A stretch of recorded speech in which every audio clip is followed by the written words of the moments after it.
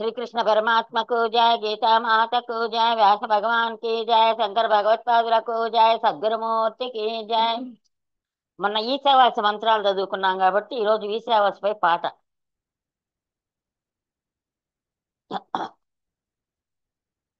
జీవిత లక్ష్యము మోక్షమునందుటే, కదిలే మనసును ఆపుకుంటే.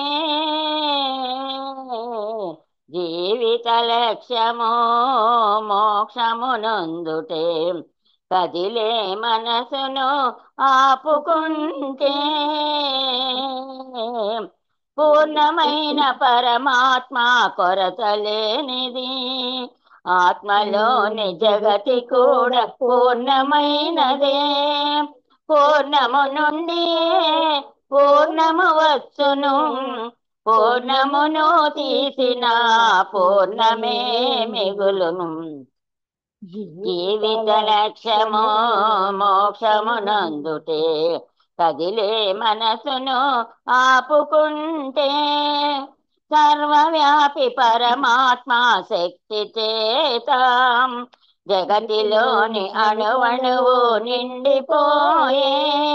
నామము రూపము తొలగించే, ఇతరుల ధనముకై ఆశపడకుము. జీవిత లక్ష్యము మోక్షమునందుటే, కదిలే మనసును ఆపుకుంటే. ఇలలో నా కర్మలను చేసుకుంటూ జీవించుట నీకు మార్గము. కర్మలు ఎప్పుడు కళంకానివ్వవు, మదిలో ఫలాపేక్ష విడిచిపెట్టిన. జీవిత లక్ష్యము మోక్షమునందుటే, కదిలే మనసును ఆపుకుంటే. ఆత్మ కొరకు సాధనలు లేకపోతే, చీకటిలో కాలకు చేరుకొందురు. మనసే శుద్ధమై బుద్ధి సూక్ష్మమై, ఏకమైన ఆత్మగా నిలిచిపోదురు.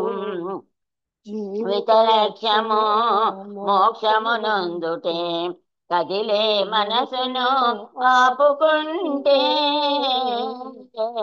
జగతిలో మనసు ఉంటే ఆత్మ దూరము, ఆత్మ మీద మనసు ఉంటే దగ్గరవునులే. లోపల వెలుపల అంతట ఉన్నది, కదిలి కదలక తానే ఉన్నది. జీవిత లక్ష్యము మోక్షమునందుటే, కదిలే మనసును ఆపుకుంటే.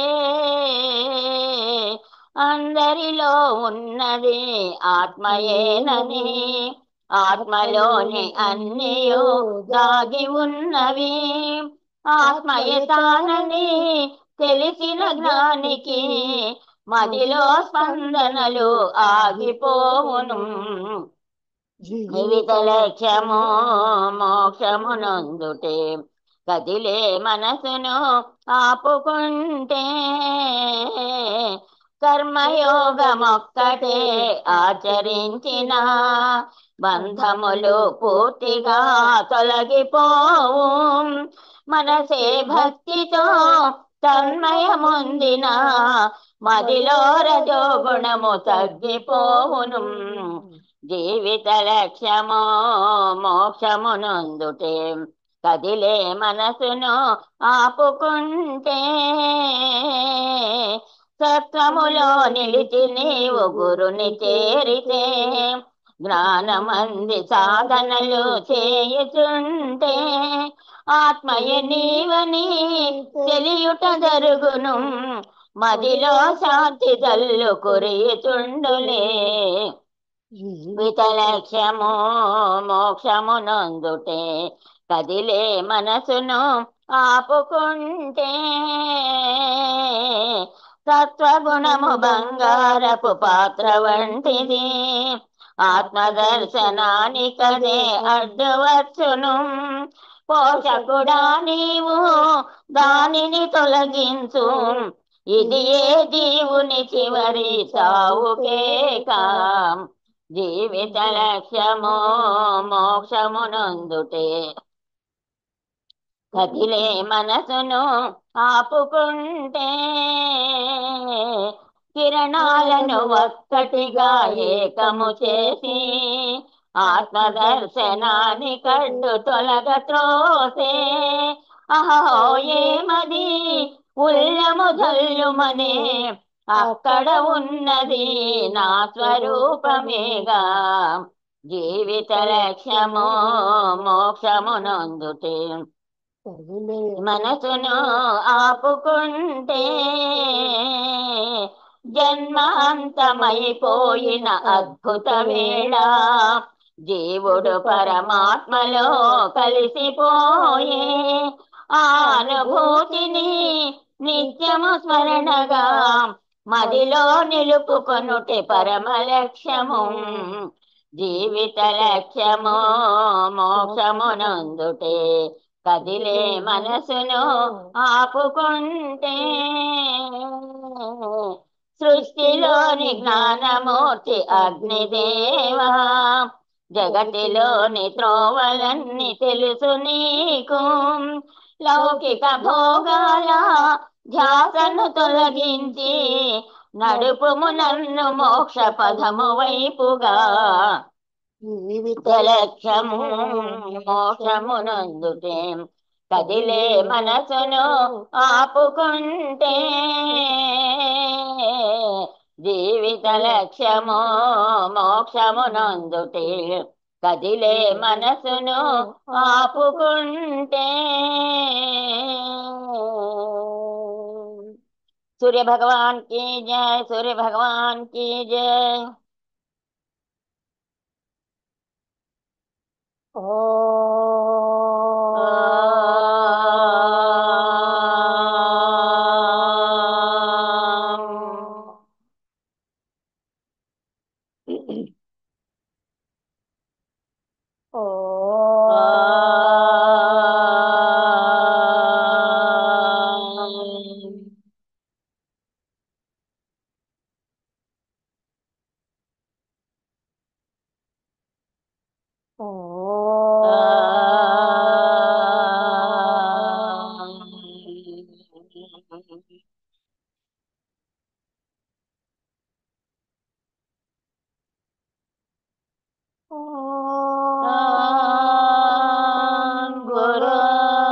गुरुर्ब्रह्मा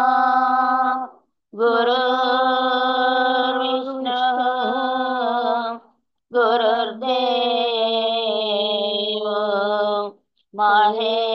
महेश्वरः गुरु साक्षात्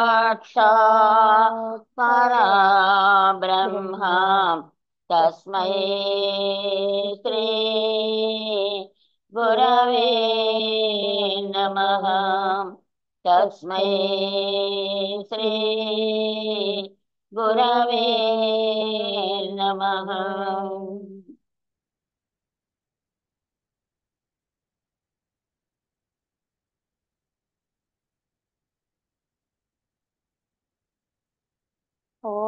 ॐ सदा शिवसमारम्भाम् शङ्कराचार्यमध्यमाम् अस्मदाचार्यपर्यन्ताम् वन्दे गुरुपरम्पराम् वन्दे गुरुपरम्परा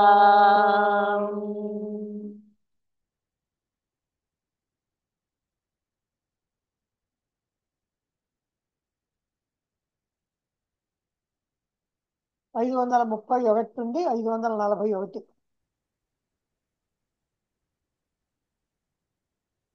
ఘటోయమితి విజ్ఞాతుం ఘటో గురువుగారికి అమ్మగారికి నమస్కారం అండి.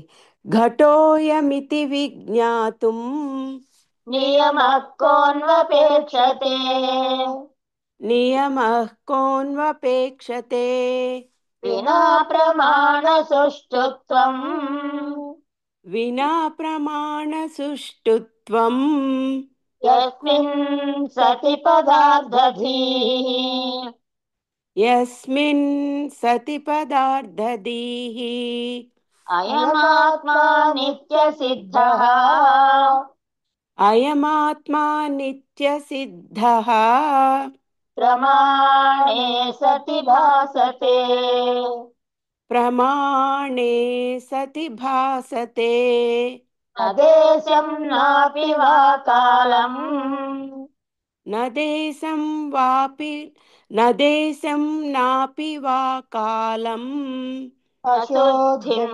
वाप्यपेक्षते न शुद्धिं वाप्यपेक्षते देवदत्तोऽहमित्येतद् देवदत्तोऽहमित्येतद् विज्ञानं निरपेक्षकम् विज्ञानं निरपेक्षकम् तद्वद्ब्रह्मविदोऽप्यस्य तद्वत् ब्रह्मविदोऽप्यस्य ब्रह्माहमिति वेदनम् ब्रह्माहमिति वेदनम् भानुनेव जगत्सर्वम् भानुनेव जगत्सर्वम् भासते यस्य तेजसा भासते यस्य तेजसा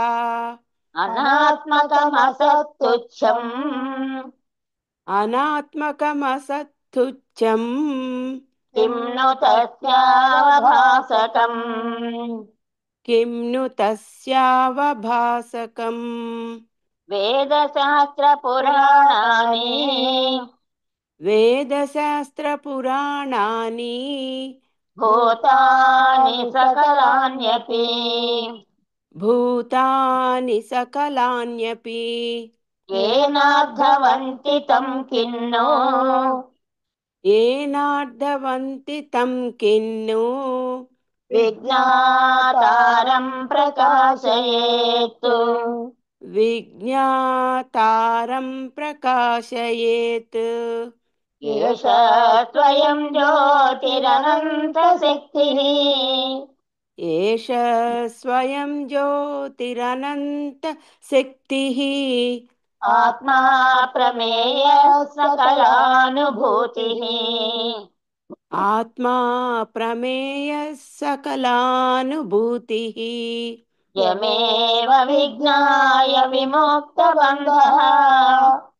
यमेव विज्ञाय विमुक्तबन्धः जयत्ययं ब्रह्मविदुत्तमोत्तमः जयत्ययं ब्रह्मविदुत्तमोत्तमः न भिद्यते नो विषयैः प्रमोदते न भिद्यते नो विषयैः प्रमोदते न सज्जते नापि विरज्यते च न सज्जते नापि विरज्यते च स्वस्मिन् सदा क्रीडति नन्दति स्वयम् स्वस्मिन् सदा क्रीडति नन्दति स्वयं निरन्तरानन्दरसेन तृप्तः निरन्तरानन्दरसेन तृप्तः क्षुधां देहव्यधां त्यक्त्वा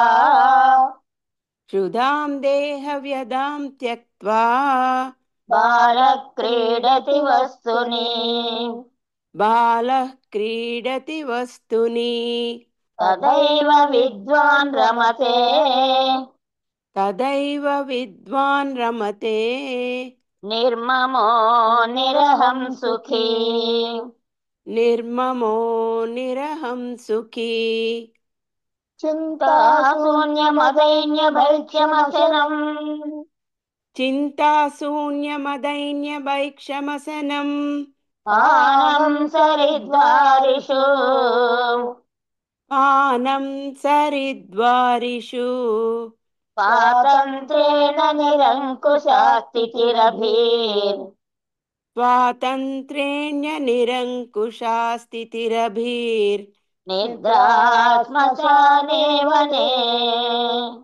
నిద్రా శ్మశానే వనే వస్త్రం క్షాళన శోషణాదిరహితం వస్త్రం క్షాళన శోషణాదిరహితం దిగ్వాస్తు శయ్యామహి దిగ్వాస్తు శయ్యామహి సంచారో నిగమాంత వీథిషు విదాం సంచారో నిగమాంత వీదిషు విడాం క్రీడా పరే బ్రహ్మణి క్రీడా పరే బ్రహ్మణి విమానమాలంబ్య శరీరమేతత్ విమానమాలంబ్య శరీరమేతత్ భునక్య శేషాన్ విషయానుపస్థితాన్ భునక్త్య శేషాన్ విషయానుపస్థితాన్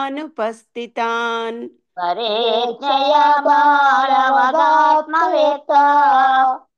పరేచ్ఛయ బాలవదాత్మవేత్త యో వ్యక్తలింగో నను శక్తబాహ్యః యోన్యక్తలింగో నను శక్త బాహ్యః. గురుగారికి అమ్మగారికి శతకోటి వందనాలు.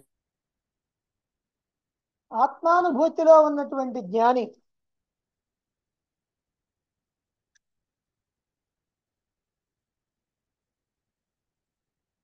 తాను పరమాత్మను అని తెలుసుకొని దేహేంద్రియ మనోబుద్ధుల తాదాత్మ్యాన్ని విడిపించుకొని సర్వకాల సర్వావస్థల్లో తాను సర్వవ్యాపక సూక్ష్మాతి సూక్ష్మ స్వయం ప్రకాశ చైతన్యాన్ని అనేటువంటి భావనలో అనేటువంటి స్థితిలో దృఢంగా ఉన్నటువంటి ఆత్మజ్ఞానైనటువంటి వాడు కనీస అవసరాలను కూడా కావాలి అని అనుకోడు, వాటి కోసం ప్రయత్నం చేయడు, వాటి కోసం ఆరాటపడడు. అంటే వాటికి ఏ ప్రాధాన్యత ఇవ్వడు. సామాన్యమైనటువంటి వాళ్ళందరూ కూడా కనీస అవసరాలు తప్పకుండా కావాల్సిందే అనేటువంటి భావనలో ఉంటారు, ప్రయత్నం చేస్తుంటారు. ఇక మిగిలిన విషయాల్లో కూడా అతడు ఎలా ప్రవర్తిస్తాం, కనీస అవసరాల విషయంలో సరేనండి, మరి కొన్ని భోగ విషయాల్లో ఎలా ప్రవర్తిస్తాడు అంటే, జ్ఞానైనటువంటి వాడు భోగాలు కావాలని అనుకోడు, అలాగే అప్రయత్నంగా వస్తే తిరస్కరించడు. అంటే కావాలి అనడు, వద్దు అనడు, రెండు లేకుండా కేవలంగా ఉంటాడు. భోగాలు అనుభవించడం అంటే అనుభవించడు అని చెప్పాలా, అనుభవిస్తాడు అని చెప్పాలా? నిజంగా ఆయన అనుభవించడు, దేహం అనుభవిస్తూ ఉంటే ఆయన చూస్తూ ఉంటాడు కేవలంగా. మరి ఇప్పుడు ఏం చెప్తాడు, అనుభవించాడంటావా, అనుభవించలేదంటావా? దేహం అనుభవిస్తూ ఉంటే తాను కేవలంగా చూస్తూ ఉంటాడు. ఆ దేహాన్ని నిర్లిప్తంగా చూస్తాడు, ఆయన మాత్రం కేవలంగా ఉంటాడు. పైగా ఆత్మజ్ఞాని ఎప్పుడు ఇతరుల యొక్క ఇచ్చ ప్రకారమే జీవించాల్సిందే, తప్పదు. ఎందుకనంటే ఒక మహానుభావుడి దగ్గరికి పోయినటువంటి ఆయన పక్కన కూర్చున్నాడు. ఆయన సగం కాఫీ తాగి ఆ కాఫీ ఇచ్చాడు, ఈయన తాగాల. సిగరెట్ తీసిరమ్మన్నాడు, ఆయన సిగరెట్ తీసిస్తే దాన్ని ఆయన కాల్చాడు. కాస్త కాల్చి ఇంకోళ్ళకి ఎవరికో ఇస్తాడు. అంటే తనకి ఇష్టం లేనటువంటివైనా పూర్వకాలంలో ఇది భోగ వస్తువు అని తెలిసిందైనా ఆయన దాన్ని తిరస్కరించడు, కావాలండు, అలా ప్రవర్తిస్తూ ఉంటాడు. ఏది వస్తే దాన్ని నిర్లిప్తంగా భావిస్తాడు. అందుకనే ఇక్కడ పరేచ్ఛయ అన్నారు. అంటే అతడికి కావాల్సింది అతడు తినడు, ఎవరో ఇచ్చిన దాన్ని తింటాడు. అంటే అతడి ఇష్ట ప్రకారం ఈయన నడవాల. ఇది పరేచ్ఛయ. జ్ఞానులైనటువంటి వాళ్ళకి అప్పుడప్పుడు ఇది తప్పదు. ఎందుకంటే ఎవరైనా భిక్షకు పిలిచారు వాళ్ళ ఇంటికి, పిలిస్తే వాళ్ళు రకరకాల పిండి వంటలు చేసి అక్కడ పెడతారు. ఏదో మహానుభావుడు వచ్చాడు, మన ఇంటికి ఎప్పుడు వచ్చేవాడు కాదు కదా, బాగా రకరకాలు చేసి పెట్టాలా అనుకుంటాడు. అవన్నీ నాకు వద్దని తీసేస్తేనేమో ఆ వండినేమో బాధపడుద్ది, తినాలంటేనేమో ఈయనకి బాధ అవుద్ది. కానీ అటు ఇటు కాకుండా కొద్దిగా అట్లా ఎలుగు కొరికినట్టు కొరికి ఆమెను అవతల పడేస్తే అప్పుడు బాధపడతారు. అయ్యో ఇంత కష్టపడి నేను వండి పెట్టానే, ఈయన సరిగా తినలేదే, అయ్యో అని బాధపడతాం. కనుక పరేచ్ఛయ అంటిది ఇతరుల ఇష్టం మీద బ్రతకటం. సరే, అంతటితోటి ఆగకుండా ఇంకో విషయం కూడా ఇక్కడ చెప్తున్నారు. అదేమిటంటే జ్ఞానైనటువంటి వాడు, నిజమైన జ్ఞానైనటువంటి వాడు, ఇది గుర్తుపెట్టుకోండి, నిజమైన జ్ఞానైనటువంటి వాడు వస్త్రధారణకు కానీ ఇతరత్రా కానీ దేనికి ప్రాధాన్యత ఇవ్వడు. ఇలాంటి వస్త్రాలు ధరించాలి, విలువైనటువంటి వస్త్రాలు ధరించాలి, 10 మందిలో గొప్పగా ఉండాలి అనేటువంటి భావన ఆయనకి ఎప్పుడు ఉండదు. రంగురంగుల బట్టలు వేసుకొని బాగా కనపడాలా అనేటువంటిది ఉండదు. అలాగే ఏ గుర్తులు కూడా ధరించడు. కొంతమంది కొన్ని గుర్తులు ధరిస్తుంటారు, ఆ గుర్తులు కూడా ధరించడు. కొంతమంది ప్రత్యేకంగా కాషాయం ధరిస్తారు, అంటే సన్యాసులు అన్నమాట. కాషాయం ఎందుకు ధరిస్తారంటే కనీసం వాళ్ళ ఒంటి మీద ఉన్న బట్ట చూసుకున్నప్పుడైనా మనం సన్యాసులమని వాళ్ళకి గుర్తుండాలి. ఇడెప్పుడు గుర్తుండదు. అందుకని వాళ్ళకి గుర్తుండటం కోసం సన్యాసం, కాషాయం. సామాన్యంగా మనం ఏమనుకుంటామంటే ఆయన సన్యాసి అని తెలుసుకోవటానికి మన కోసం ఆయన వేసుకున్నాడు అనుకుంటాం. ఆయన కోసం ఆయన వేసుకోవాలి అంతే.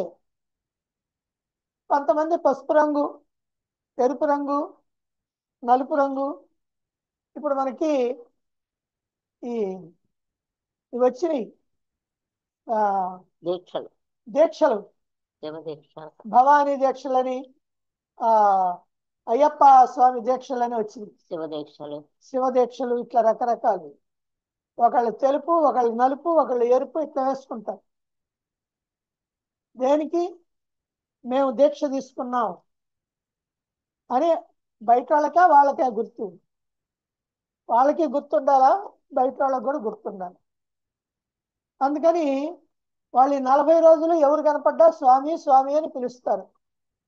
అంటే స్వామి అని పిలవటం దేనికంటే వాళ్ళని పరమాత్మగా చూడాలని ఆ ఉద్దేశంతో పెట్టారు. అసలు వీళ్ళకి అలవాటు చొప్పున ఈ స్వామి స్వామి స్వామి అనేది మనకి చిరాకు తెప్పించిందాక పలుకుతారు.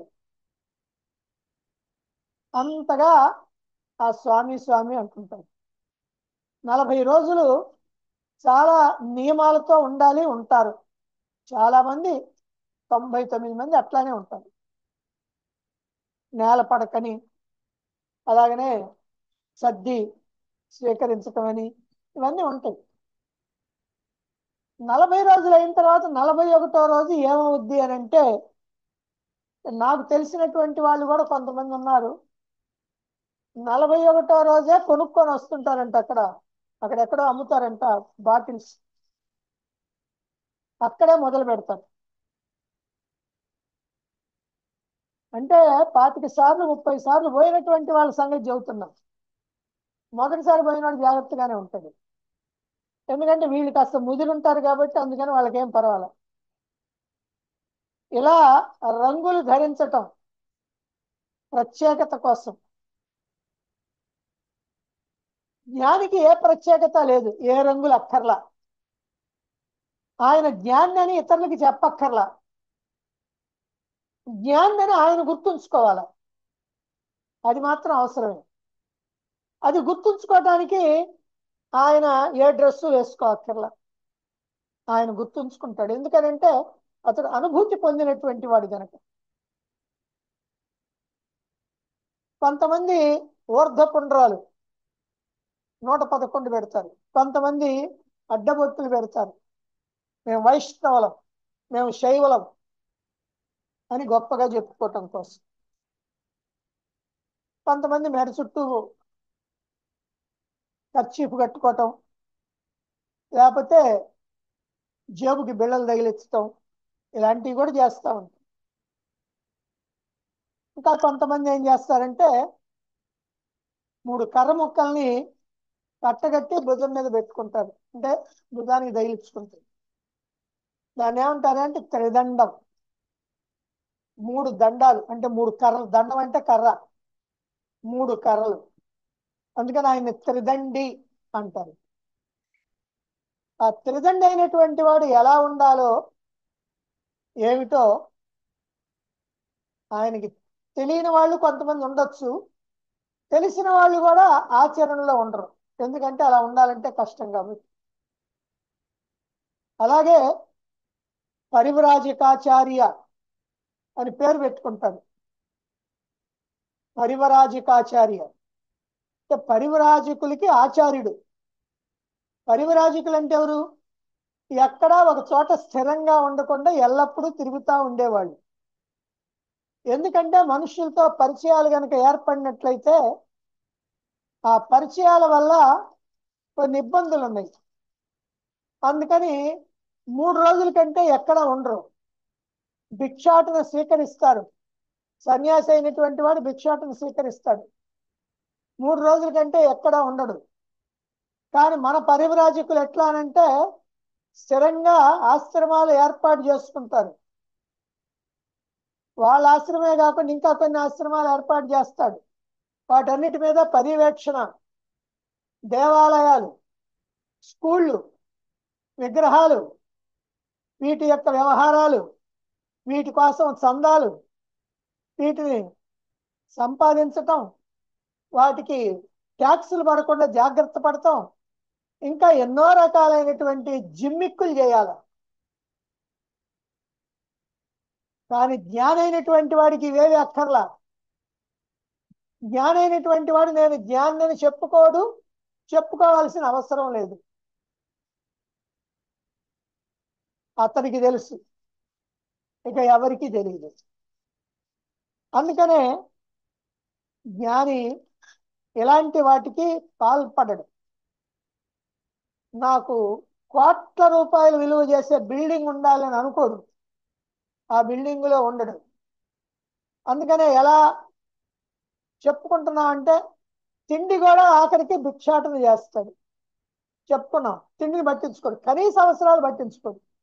తిండి, బట్ట, ఇల్లు, ఈ 3 పట్టించుకోడు.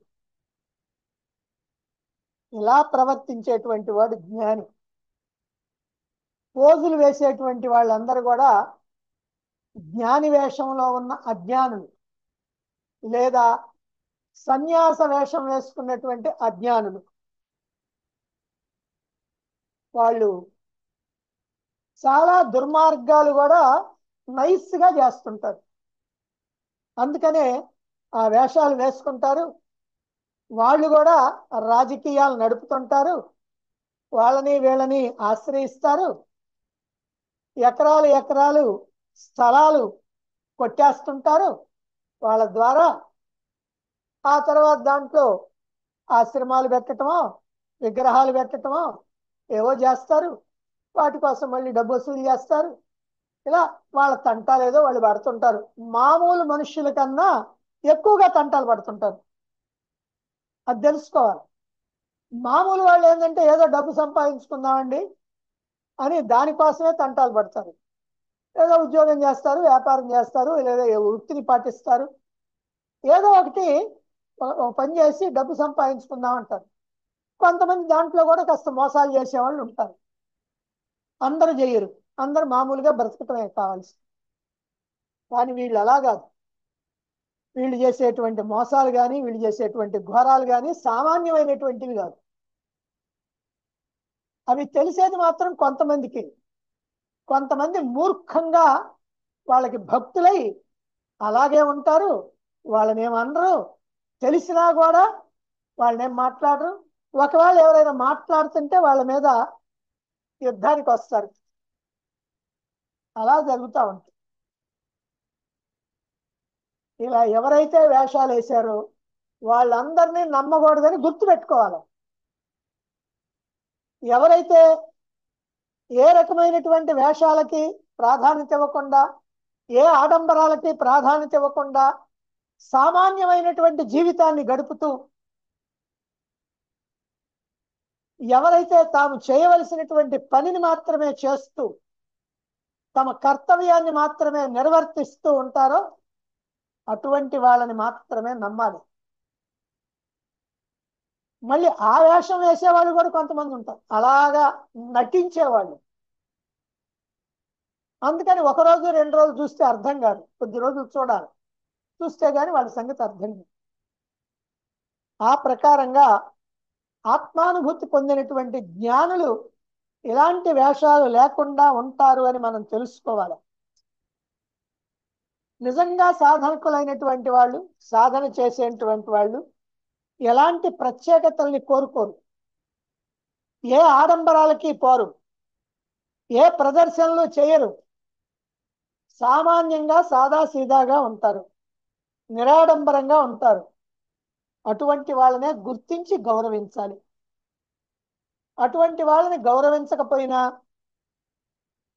అదిగో ఇందాక చెప్పామే అలాంటి వాళ్ళని గౌరవించినా రెండూ నీకు నష్టం మాత్రమే జరుగుద్ది. మళ్ళీ జన్మ ఉత్తమమైనటువంటి జన్మ నీకు రాదు. ఆ విషయాన్ని గుర్తుపెట్టుకొని మళ్ళీ మంచి జన్మ రావాలి. ఆ జన్మలో కూడా మనం మళ్ళీ మన సాధన సాగించాలి. ఇది ఒక్క జన్మతో అయిపోయేది కాదు అనేటువంటి భావన ఉండి జాగ్రత్తగా ఉండాలి. ఇక వస్త్రధారణ గురించి ఇప్పటికే కొంత చెప్పుకున్నాం. అయినప్పటికీ ప్రత్యేకంగా మళ్ళీ వస్త్రధారణ గురించి ప్రత్యేకంగా ఒక శ్లోకంలో చెప్తున్నారు. 541లో 541 చూడండి.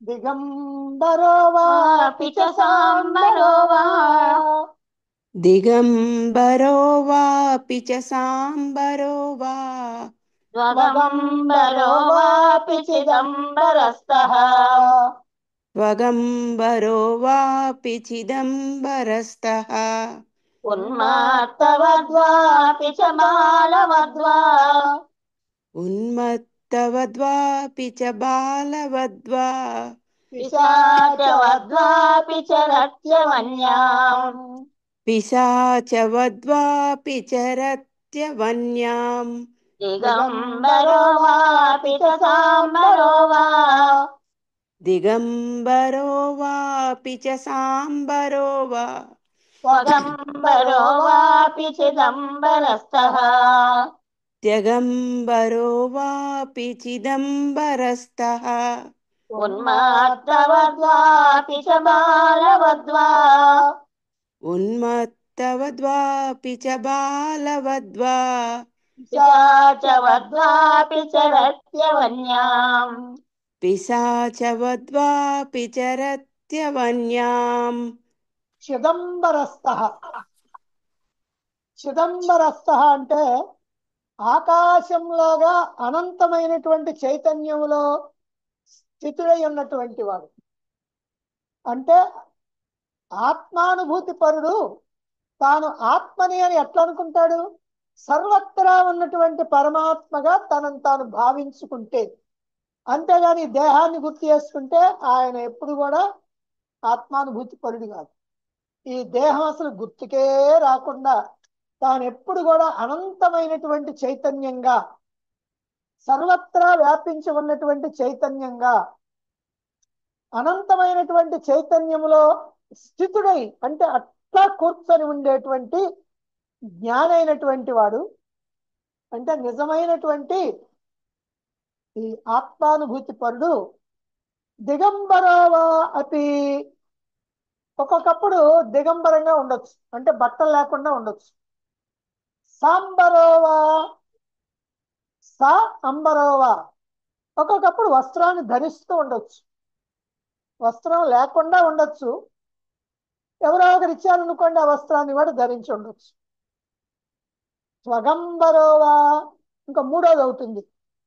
త్వక్కంటే చర్మం, అంటే మరొకసారి చర్మధారిగా ఉండొచ్చు, అంటే పులి చర్మమో జంక చర్మమో ఏదో చర్మాన్ని ధరించి ఉండొచ్చు, లేదా ఆకులు అలమలు కట్టుకొని ఉండొచ్చు.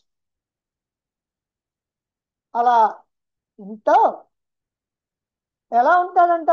ఉన్మత్తవద్వాపి, ఉన్మత్తుడిలాగా ఉండొచ్చు, అంటే పిచ్చివాడిలాగా ఉంటాడు. బాలవద్వా, బాలవత్ అంటే బాలుడిలాగా అమాయకంగా ఉంటాడు. పిశాచవద్వాపి, పిశాచంలాగా కూడా ఉంటాడు. పిశాచం ఏం చేస్తుంది? అందరిని భయపెడతా ఉంటుంది. మరి ఆయన కూడా భయపెడతా ఉంటాడు.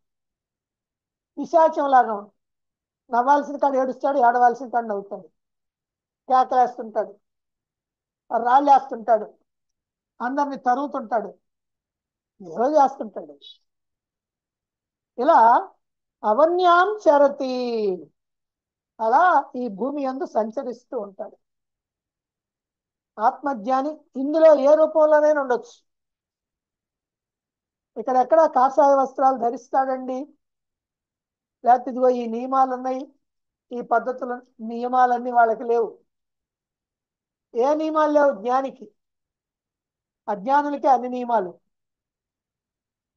కాబట్టి నిజమైనటువంటి జ్ఞాని, నిజమైనటువంటి ఆత్మానుభూతి పరుడైనటువంటి వాడు ఉంటే దిగంబరుడిగా ఉండొచ్చు, అంటే బట్టలు లేకుండా ఉండొచ్చు, లేదా ఏదో బట్టను ధరించి ఉండొచ్చు. ఎవరో దుప్పటి ఇచ్చాడు అనుకోండి, అది పైన వేసుకుంటాడు.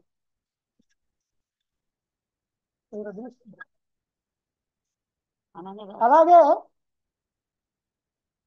రకరకాలైనటువంటి ఏ గొచ్చుగుడ్డనో ధరించవచ్చు, ఏ వస్త్రాన్నో ధరించవచ్చు. ఒకరెవరో పట్టు వస్త్రాన్ని ఇచ్చారు, అది కూడా ధరిస్తాడు. కానీ ఆ రోజుతో అది పోద్ది ఎక్కడో, ఎందుకంటే దాని మీద ఆయన ప్రీతి ఉండదు, ప్రేమ ఉండదు, దాన్ని వదిలేస్తాడు. ఇంకోసారి చర్మధారి, అంటే జింక చర్మం, పులి చర్మం, ఇట్లా చర్మాన్ని ధరించి ఉండొచ్చు, లేకపోతే ఆకుల్ని, పెద్ద పెద్ద ఆకులు అట్లాంటి వాటిని అర్థంగా పెట్టుకోవచ్చు.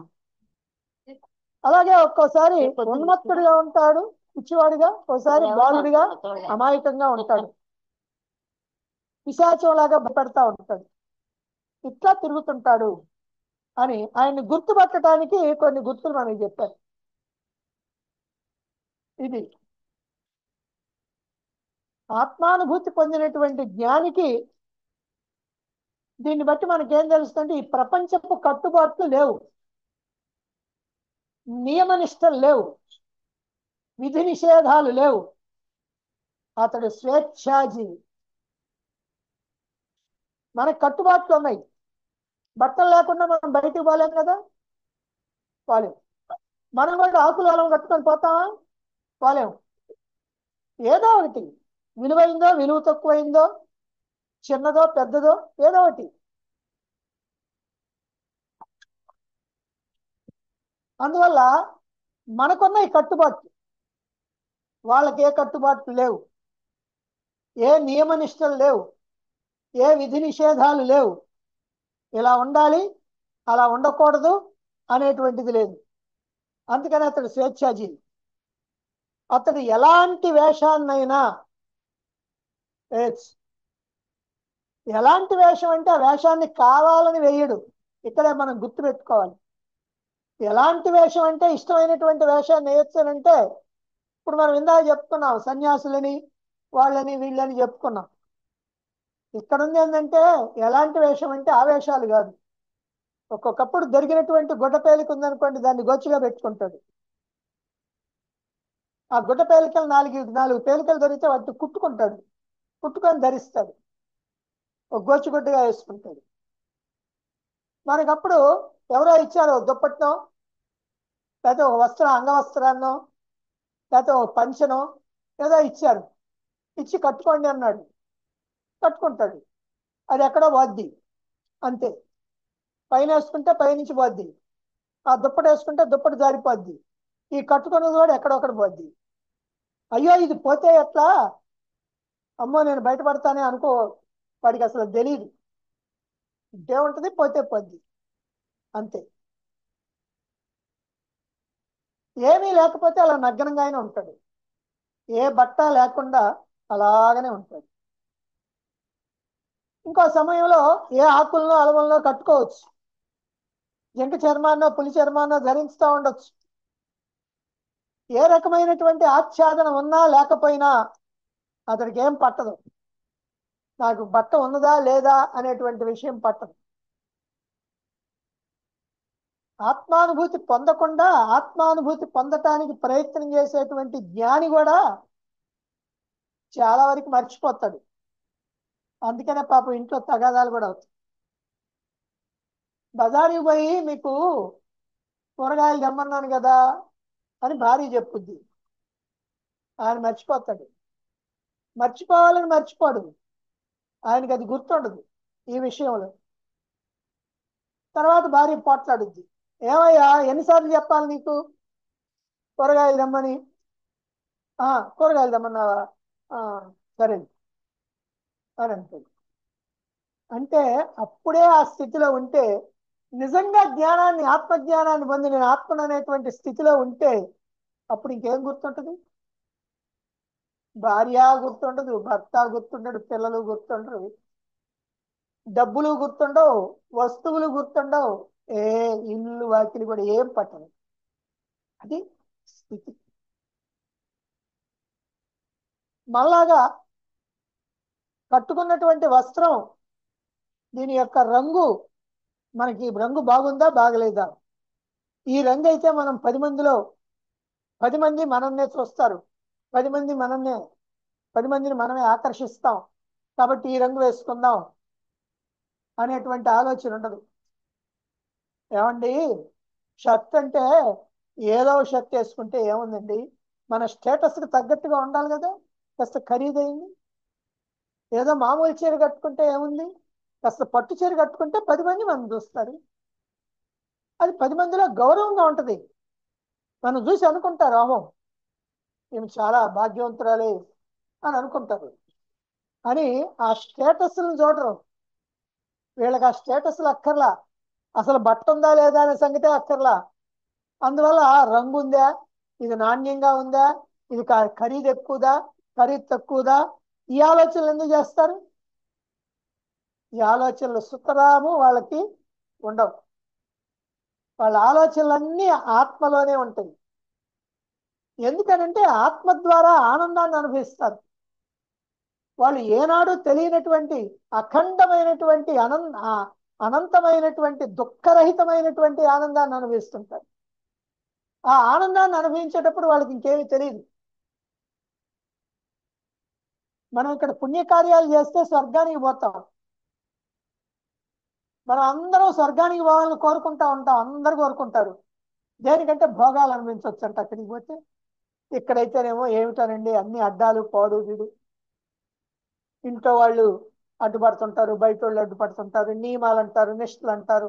ఏ అక్కడికి వెనకపోతే హాయిగా ఉండొచ్చు, అప్సరసలతోటి డాన్సులు వేయొచ్చంట, ఏది కావాలంటే అది చేతికి వచ్చిందంట, ఏది కావాలంటే తినొచ్చంట, ఏది కావాలంటే ఎట్ట కావాలంటే ఎట్ట ఎగరొచ్చంట. ఎవరు పట్టించుకోరు, ఎందుకంటే అందరూ ఎగిరేవాళ్లే కాబట్టి అని ఆ స్వర్గ భోగాలు కావాలని అనుకుంటాం. అలాంటి స్వర్గ భోగాలు కూడా ఎప్పుడో ఒకప్పుడు అంతమైపోయింది. అంతమై మళ్ళీ ఇక్కడికి రావాలి. కనుక ఈ స్వర్గభోగాల కన్నా ఇంకా ఎక్కువ ఆనందాన్ని తనలోనే తాను అనుభవిస్తా ఉంటాడు కాబట్టి ఆ స్వర్గభోగాలన్నీ ఇతడికి ఎందుకు పనికిరాని వ్యర్థమైనటువంటివి. ఆత్మానుభూతి పరుడికి ఈ స్వర్గభోగాలన్నీ ఎందుకు పనికిరావు, వాటి మీద అసలు ఇష్టం ఉండదు. ఈ కారణంగానే అతన్ని చూచేవారికి వీడేందో చిత్రమైన మనిషే, ఏందో డబ్బు డబ్బు దొరుకుతా ఉంటే వద్దంటాడు, వస్తువులు ఉంటుంటే వద్దంటాడు, బ్రహ్మాండమైనటువంటి జీవితం ఉంటే వద్దంటాడు, అదేంటండి ఏది ఇచ్చినా తీసుకోడు, అవతల పడేస్తాడు, అది ఉందో లేదో తెలుసుకోడు అని విచిత్రంగా చూస్తారు. నిజంగా ఆత్మజ్ఞానములో స్థితులైనటువంటి అవధూతలందరూ ఇలాగే ఉంటారు.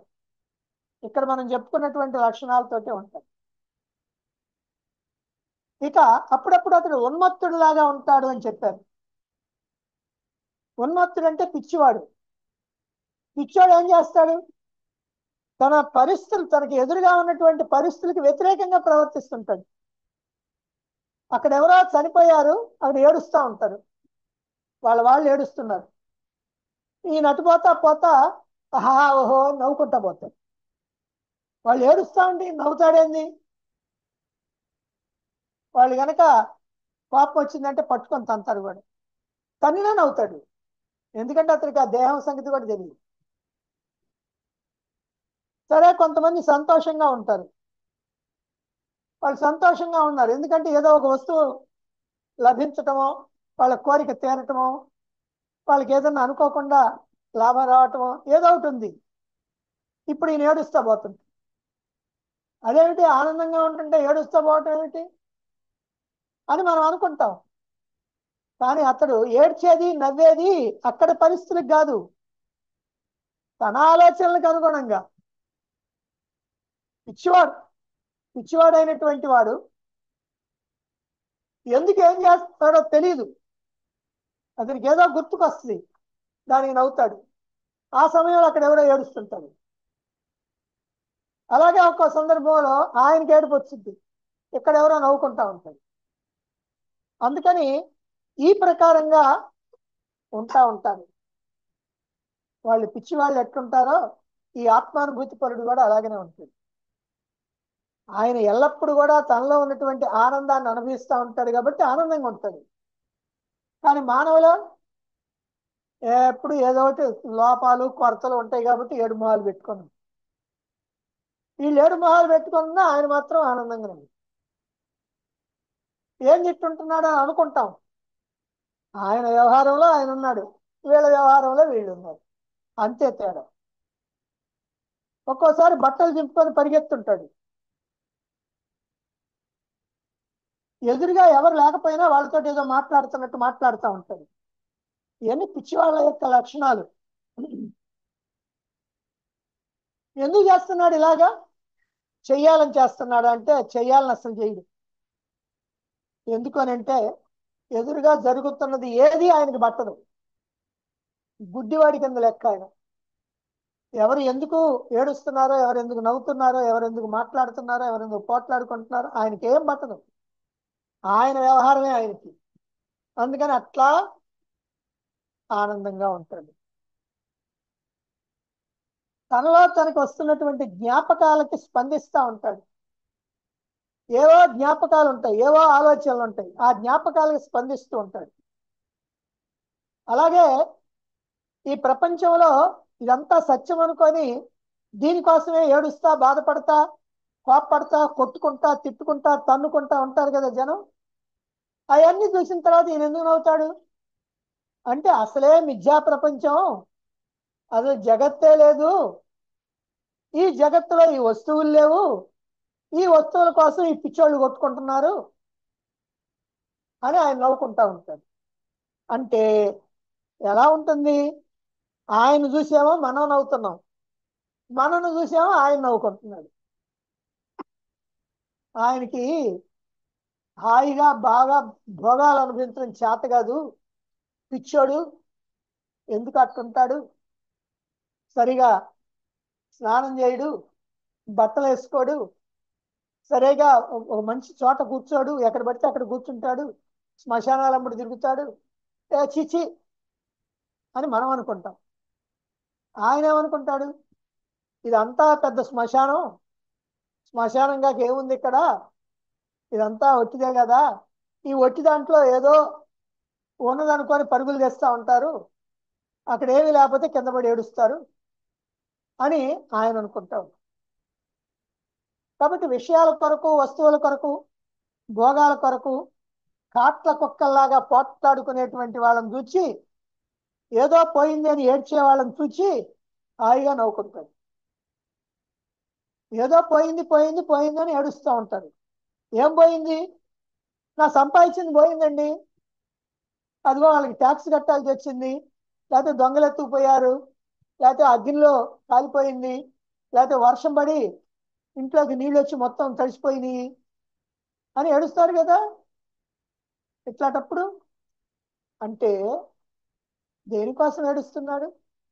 ఎప్పటికైనా నశించిపోయాయి, నావి అనేటువంటివి కావు, వాటి కోసం తంటాలు పడుతుంది. మనం నిజంగా ఎంత జాగ్రత్తగా ఉంటాం చూడండి. నీకు 100 కోట్ల ఆస్తి ఉండొచ్చు, కానీ ఏదైనా ఓ సత్కార్యానికి, ఓ మహాత్ముడికి ఏదైనా ఇవ్వాలంటే ఎంత తక్కువ ఇవ్వటానికి వీలుంటుందో లెక్క చూసి మనం ఇస్తాం. అందరూ 100 ఇచ్చారనుకోండి, మనం కూడా 50 ఇస్తే బాగుండదు కాబట్టి 100 ఇద్దాం. ఒకవేళ 1000 ఇచ్చారనుకోండి తక్కువ, మనం కూడా 1000 ఇద్దాం. 5000 ఇచ్చారనుకోండి, మనం కూడా 5000 ఇద్దాం. అంతేగాని మనం మన ఇష్ట ప్రకారం ఇద్దామని కాదు, తక్కువ ఎవరు ఇస్తారో చూసి వాళ్ళలాగా ఇవ్వాలి. ఇలా బ్రతికి బ్రతికి చివరికి ఏముంది, అంతా వదిలిపెట్టుకోవటం తప్ప ఏమి లేదు. మా కొడుకులకి ఏమండి వదులుతుంది, మా కొడుకులకి కూతుళ్ళకి వాళ్ళకే వదులుతున్నామండి అంటాం. అవును, ఆ కొడుకులు కూడా చివరికి నీకేం చేస్తారో అప్పుడు తెలుసుద్ది. కాస్త వయసు రావాలి, 70, 75, 80 వస్తే అప్పుడు తెలుసుద్ది. ఇప్పుడు తెలియదు, 40, 50లో తెలియదు. కనుక ఇది మన బ్రతుకు. ఆయన దీనికోసం ఎందుకు ఏడుస్తాడు, అది పోయింది ఇది పోయిందని? ఏ అసలు పోవటానికి ఆయన ఏమైనా తీసుకొని పట్టుకొని కూర్చుంటేగా, ఒంటి మీద బట్ట కూడా లేకుండా తిరుగుతుంటే ఆయనకేముంది పోద్ది? ఒకవేళ బట్ట పోయిందనుకో, తేడా వదిలిపోయింది అనుకుంటే, దరిద్రం పోయింది అనుకుంటే అంతే. అలాగే ఒకప్పుడు బాలుడిలాగా ప్రవర్తిస్తాడు. పసివాళ్ళు ఏం చేస్తారు? తన దగ్గర ఉన్నటువంటి వస్తువులతో ఆడుకుంటారు. ఈ వస్తువు నాదా, మా నాన్న సంపాదించాడా, ఇంకెవరిని సంపాదించాడా, ఇది వాళ్ళదా, ఇది వీళ్ళ, ఏమి లేవు. ఉందనుకో తీసుకుంటాడు, ఆడుకుంటాడు. ఇసుగు పుట్టిందనుకో తీసుకొని అవతల బారేస్తాడు. అది బాలుడు. ఇద్దరు కొట్టుకుంటారు పిల్లలు, కాసేపటికి మంచి అవుతారు. మనం కనుక ఏదైనా అనుకున్నాం అనుకో, కొట్టుకోవక్కర్లా, మాట అనుకుంటే చాలు, జీవితం అంతా సరే వాళ్ళతోటి మనం బలకూడదు. ఇది మన బ్రతుకు. కాబట్టి పసివాడిలాగా ఉంటాయి అంటే వెంటనే మర్చిపోద్ది, అసలు ఏమి గుర్తుండదు. ఫలానా వాళ్ళు, ఇలాంటి వాళ్ళు కనుక వాటితోటి భవిష్యత్తులో నాకు ప్రమాదం వస్తుంది అని ఆలోచించు. ప్రమాదం వస్తుందనే ఆలోచించాం, మంచి జరుగుతున్నా ఆలోచించాం, ఏం జరుగుతున్నా ఆలోచించాం. మనకి ఎంతసేపటికి ఏందనంటే నేను, నాది, నేను ఇంతటి వాడిని అయితే నన్ను అంటాడా వీడు అనేటువంటి భావన ఇలా ఉంటుంది. అందుకని జరిగిన వాటి గురించి ఆలోచించడు, జరగబోయే వాటి గురించి ఆలోచించడు, దేని గురించి లోపల తవ్వుకోడు, వాటిని గుర్తుపెట్టుకోడు, కేవలం వర్తమానంలో జీవిస్తాడు. అతనికి భూతకాలం సంబంధం లేదు, భవిష్యత్తు సంబంధం లేదు. భవిష్యత్తుకు భయాలు లేవు, జరిగిపోయిన వాటిని తలుచుకొని ఏడవడం, ఏడవటం కానీ నవ్వటం కానీ రెండు. కనుక అలా ప్రవర్తిస్తాడు. జ్ఞాని జ్ఞానంలో ఉంటాడు కనుక జ్ఞానిలాగా ప్రవర్తిస్తాడు. ఇంకో రకం కూడా చెప్పారు ఇక్కడ, జ్ఞాని పిశాచంలాగా ప్రవర్తిస్తాడు అని. పిశాచం అంటే ఏంది? పిశాచం అంటే అందరికి భయమేగా. వాడు దయ్యం, భూతం, పిశాచం అని మన వాళ్ళు అంటుంటారు. అంటే వాటిని చూసి భయపడుతూ ఉంటాడు. రాళ్ళు విసురుతుంటాడు, తిరుగుతా తిరుగుతా మాయమైపోతాడు. ఒంటరిగా ఎక్కడో ఉంటాడు, అర్ధరాత్రిలో తిరుగుతాడు, పగటిపూట ఎక్కడో పడుకొని నిద్రపోతుంటాడు. ఇదంతా బాహ్య పరిస్థితులు ఏమాత్రం కూడా లెక్క చేయకుండా ఉండేటువంటి జ్ఞాని యొక్క విషయం, ఆత్మానుభూతి పొందినటువంటి వాడి యొక్క విషయం. అందుకనే అలా పిశాచంలాగా ఉంది. అందుకని అప్పుడప్పుడు అంత గొప్ప మహాత్ములైనటువంటి వాళ్ళు, అవధూతలైనటువంటి వాళ్ళు కూడా ఇలా ప్రవర్తిస్తూ ఉంటారు. మీలో కొంతమందికి తెలిసే ఉండొచ్చు,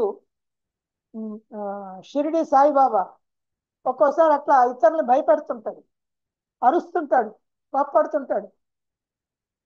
వాళ్ళు భయపడికి వస్తా దూరంగా ఉంటాడు. ఇట్లా కొంతమంది అవధూతలు ఉన్నారు, వాళ్ళు అంతే, అలాగా ఉంటుంటారు. ఇది జ్ఞాని యొక్క ఆలోచన.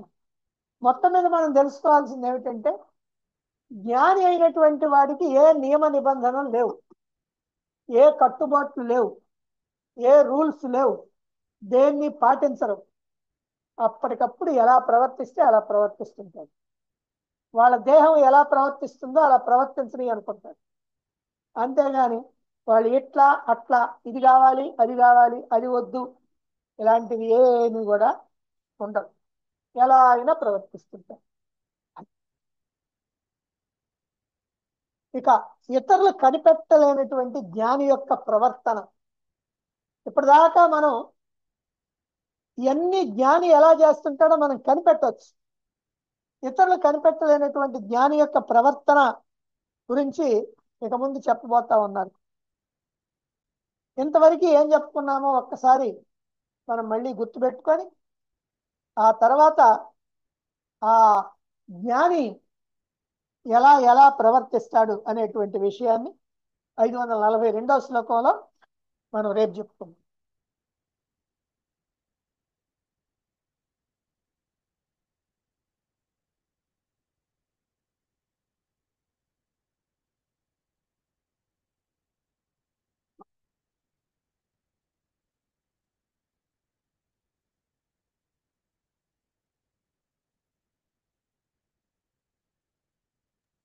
ప్లీజ్ ఫస్ట్ క్వశ్చన్ అండి.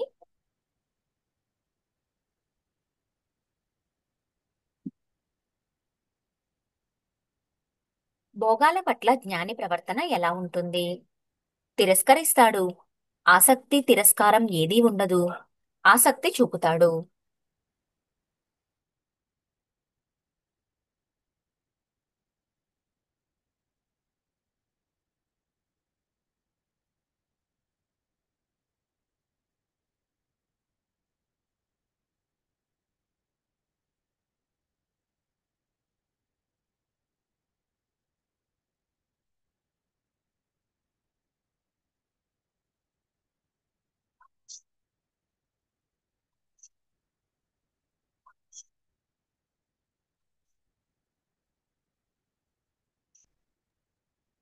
ఓకే, స్టాప్ చేస్తున్నానండి. Correct answer. ఆసక్తి తిరస్కారం ఏదీ ఉండదు. 283 మంది కరెక్ట్ గా ఆన్సర్ చేశారు. Next question. అతడి దేహం అనుభవిస్తున్నా అతడు ఎలా ఉంటాడు? నిర్లిప్తంగా, అయిష్టంతో, ఆసక్తితో.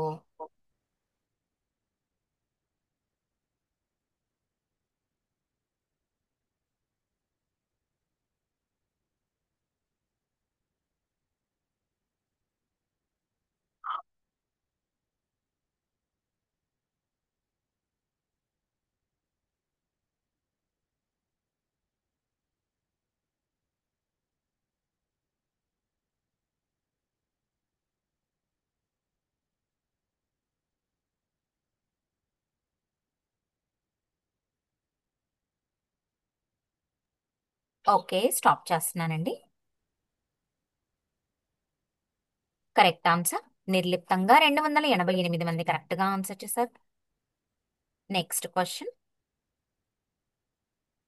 జ్ఞానికి భోగ్య వస్తువులు ఎలా లభిస్తాయి? సంపాదించుకుంటాడు. పిత్రార్జితంగా వస్తాయి. ఇతరుల యొక్క ఇచ్ఛను బట్టి.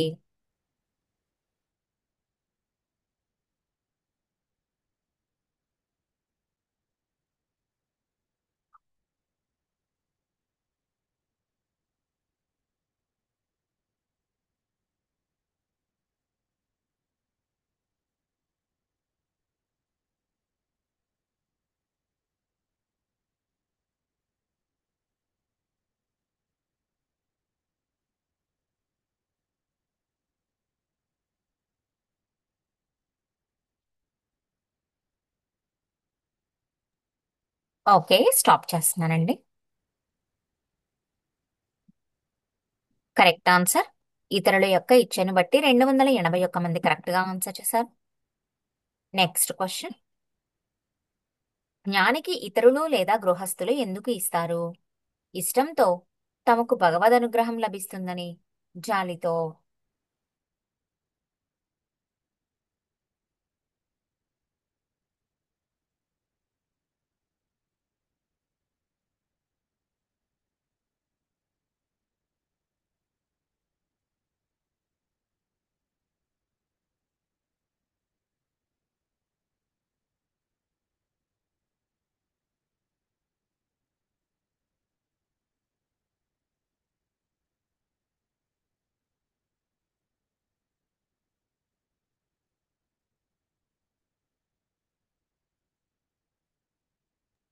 ఓకే, స్టాప్ చేస్తున్నానండి.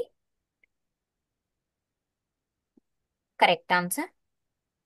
తమకు భగవద్ అనుగ్రహం లభిస్తుందని 285 మంది కరెక్ట్ గా ఆన్సర్ చేశారు. Next question. తినకూడని ఇష్టం లేని వస్తువుల పట్ల జ్ఞాని యొక్క దృక్పథం ఎలా ఉంటుంది? ఇష్టాయిష్టాలు లేకుండా అన్నింటినీ స్వీకరిస్తాడు, అనుభవిస్తాడు. నిరసన భావం. ఇష్టమైన వాటిని స్వీకరిస్తాడు, ఇష్టం లేని వాటిని తిరస్కరిస్తాడు.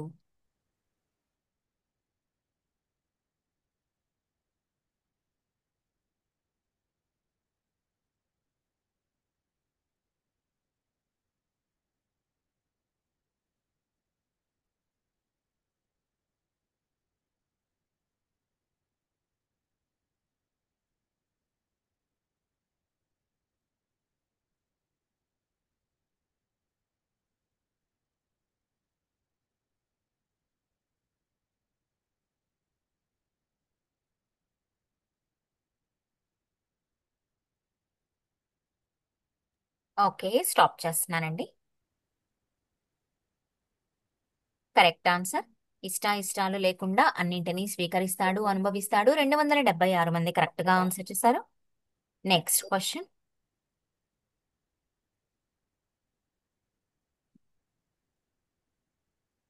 బాలునిలాగా ఉండటం అంటే ఎలా ఉంటాడు? ఇష్టం లేని వాటిని పారేస్తాడు, శత్రు మిత్రభావం లేకుండా ఎవరేమి ఇచ్చినా గ్రహిస్తాడు, ఆటలాడుకుంటూ ఉంటాడు.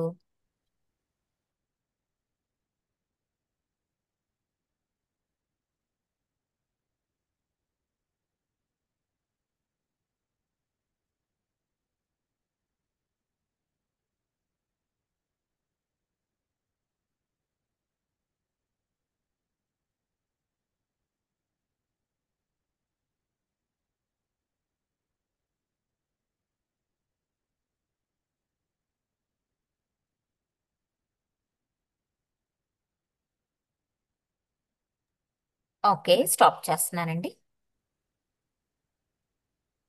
Correct answer. శత్రు మిత్రభావం లేకుండా ఎవరేమి ఇచ్చినా గ్రహిస్తాడు. 255 మంది కరెక్ట్ గా ఆన్సర్ చేశారు. Next question. ప్రత్యేక గుర్తులను ఎవరు ధరిస్తారు? సామాన్యులు, మోసగాళ్ళు, ఆత్మజ్ఞాని, సాధకుడు.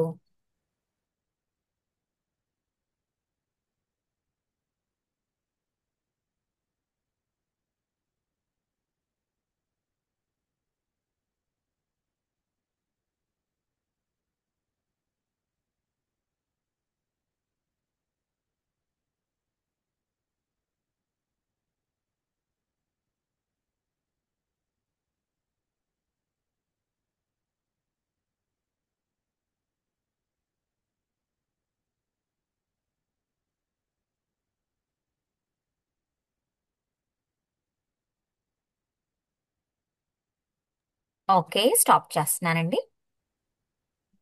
Correct answer. సామాన్యులు, మోసగాళ్ళు. 268 మంది కరెక్ట్ గా ఆన్సర్ చేశారు. Next question. పసుపు వస్త్రాలు ధరించేవారు ఎవరు? బ్రహ్మచారులు, సన్యాసులు, వానప్రస్థులు.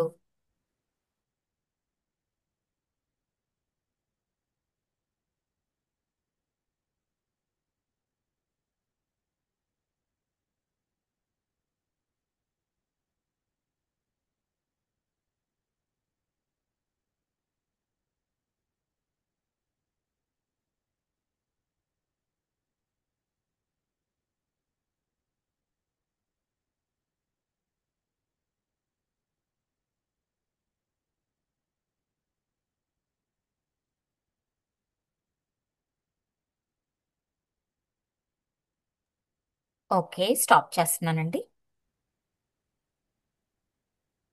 కరెక్ట్ ఆన్సర్ వానప్రస్థులు 159 మంది కరెక్ట్ గా ఆన్సర్ చేశారు. Next question. త్రిదండాన్ని ధరించే వారిని ఏమంటారు? సన్యాసులు, పరివ్రాజకులు, భిక్షువులు.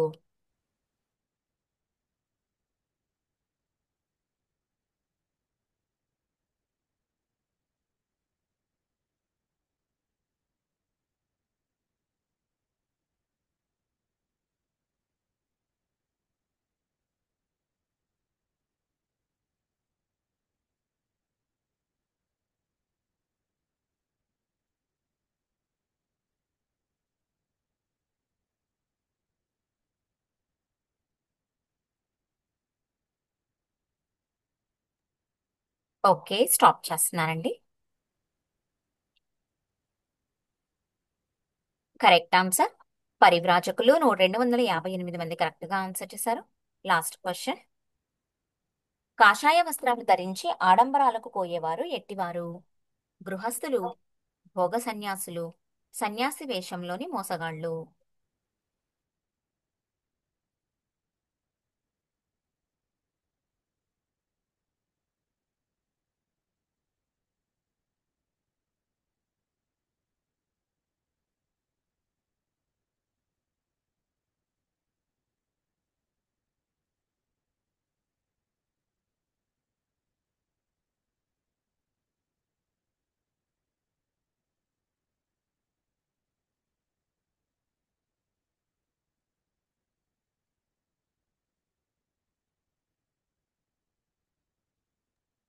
ఓకే, స్టాప్ చేస్తున్నానండి. కరెక్ట్ ఆన్సర్ సన్యాసి వేషంలోని మోసగాళ్ళు 232 మంది కరెక్ట్ గా ఆన్సర్ చేశారు.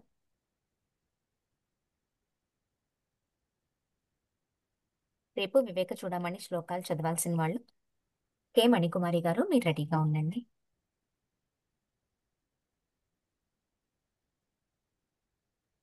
ఫోటో చూపించింది. ఓకే.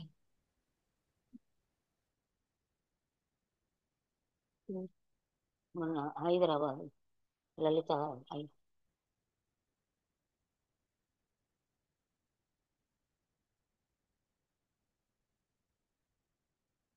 మహామంత్రం. ఫోటోలు ఫోటోలు చూపించు.